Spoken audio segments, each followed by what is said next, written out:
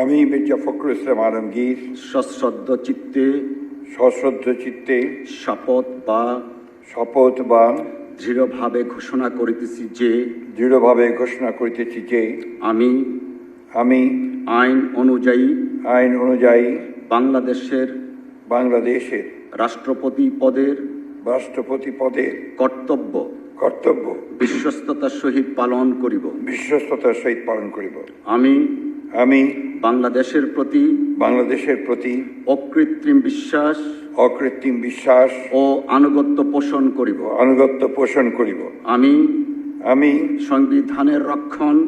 সংবিধানের রক্ষণ সমর্থন ও নিরাপত্তা বিধান করিব এবং আমি